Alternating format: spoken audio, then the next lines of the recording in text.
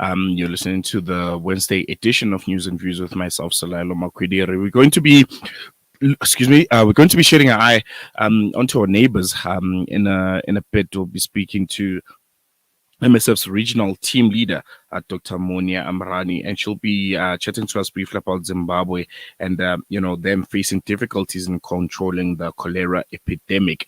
So far, 2,223 people have been infected with cholera in the Buhera district, and 44 people have died across Zimbabwe's 10 provinces and 62 districts. 25,885 people have been infected, and there have been 501 deaths since the first cases were identified in February 2023. So really, really scary stats there. And joining us right now is Dr. Amrani. Doctor, thank you so much for joining us, and welcome to Salam Media. Good morning. Thank you for inviting me. First and foremost, if you can just give us, insight on the lay of the land, when it comes to Zimbabwe, the quality of water, and just exactly why cholera seems to be so prevalent in a time where in many countries across the world, it's a disease that has seemingly disappeared. Yeah, the main problem in Zimbabwe is definitely the factor that contribute to the spread of cholera, and particularly in urban areas, but also in rural areas. So it's mainly the old and degraded water and sewage systems.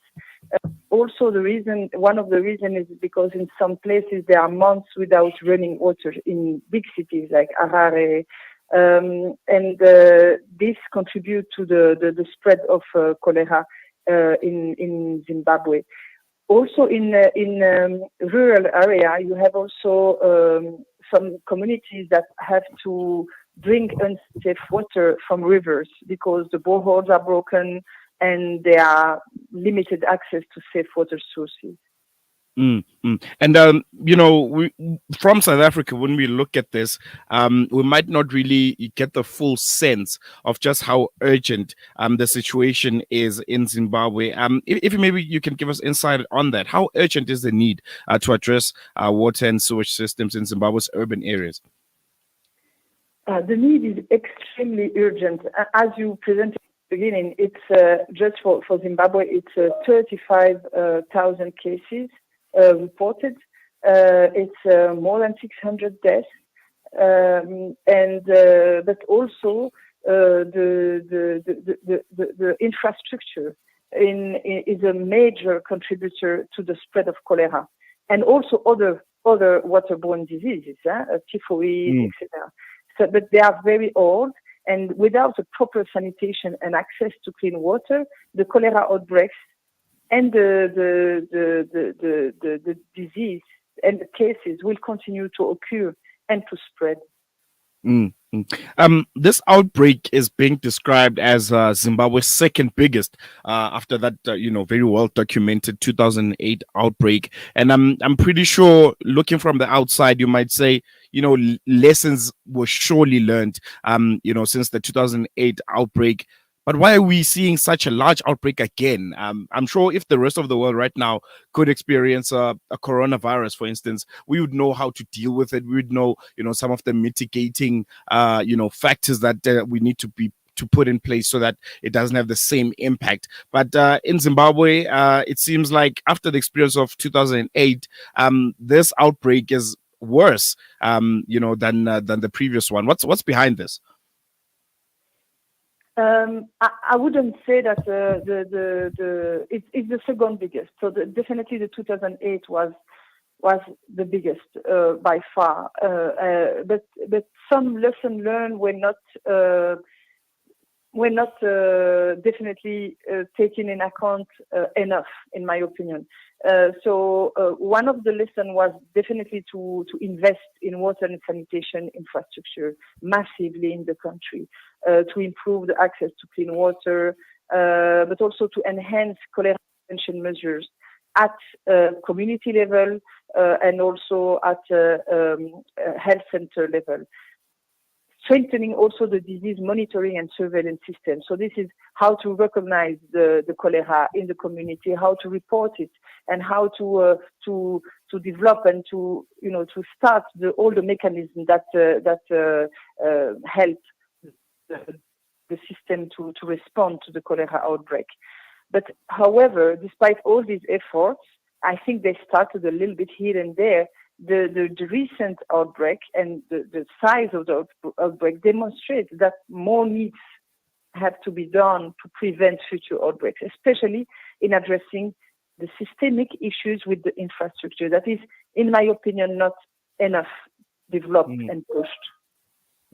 And from us here across the pond, across the border in South Africa, there's a obvious concern.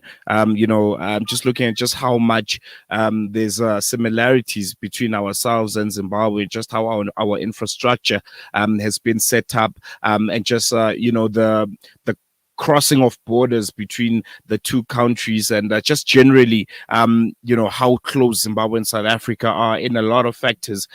From South Africa's point of view, number one, are we in danger in any way? And number two, what lessons can we learn from our Zimbabwean counterparts regarding this devastating outbreak?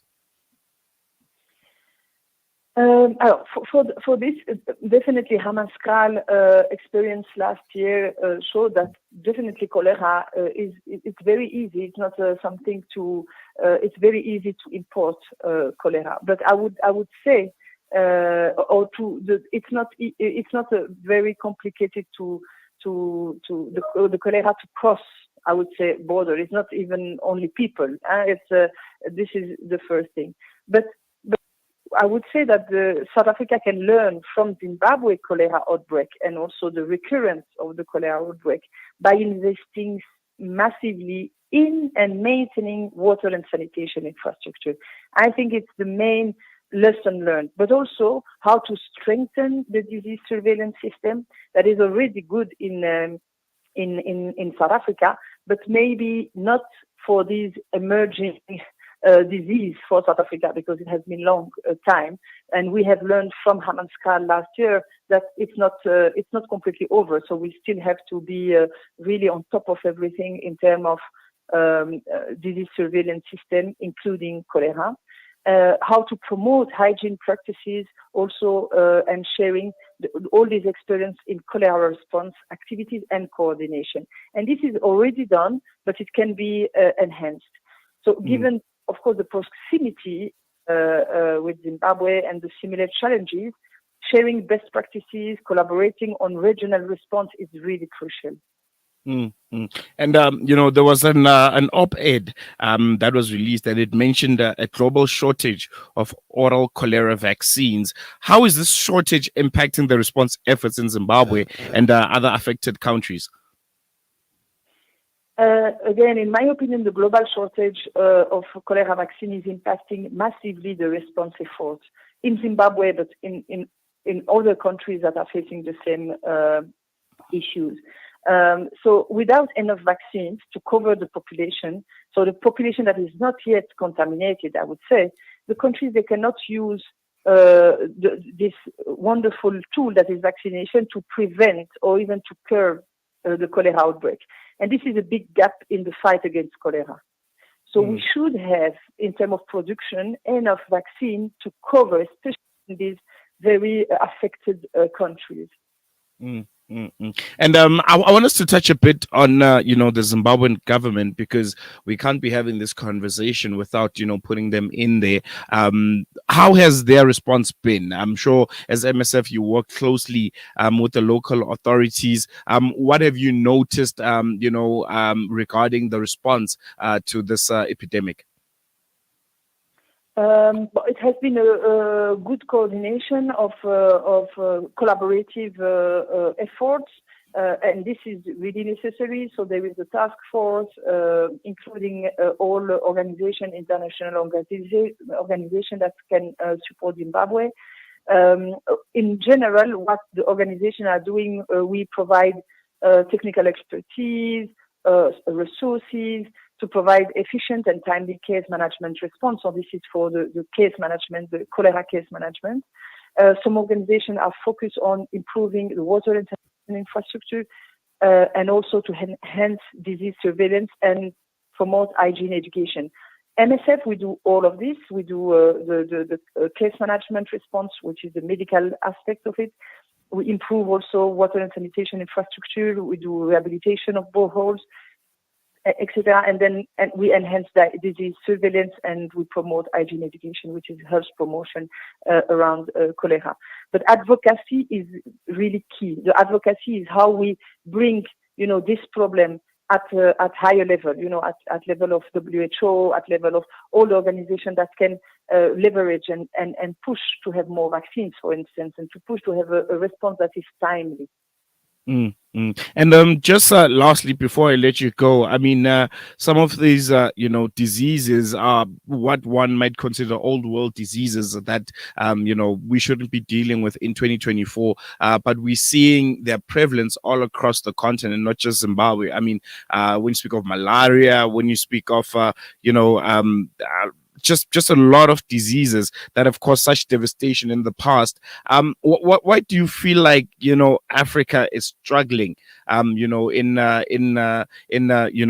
flushing out these diseases after so many years of having them prevalent in the continent? Are we losing the fight? Is there no progress when it comes to eradicating what one might consider old world diseases like malaria and cholera all across the continent? I think it's a really good question. Now, I think malaria, it's different because we are on different fronts on malaria because it's also infrastructure. How to remove the places where the mosquito is reproducing itself. So it's a lot on infrastructure, a little bit like cholera.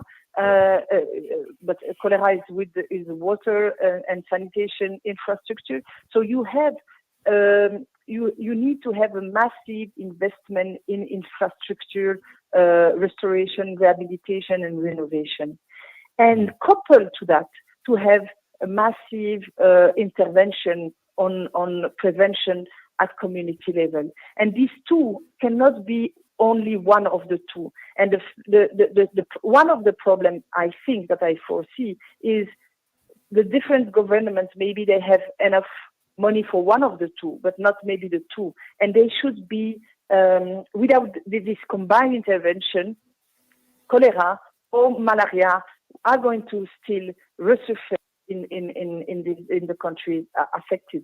You need to have massive, I would say even aggressive intervention, either on prevention, but also on the infrastructure to avoid this outbreak to resurface in these already affected countries. All right. I think we're going to leave it there. Dr. Amrani, thank you so much for giving us your time and just giving us insight on Zimbabwe and how they're handling the cholera epidemic. I'm sure we'll be chatting in the not so distant future. Thank you. Bye. There you have it there, Dr.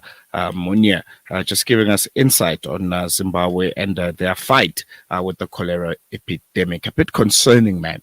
This is 2024.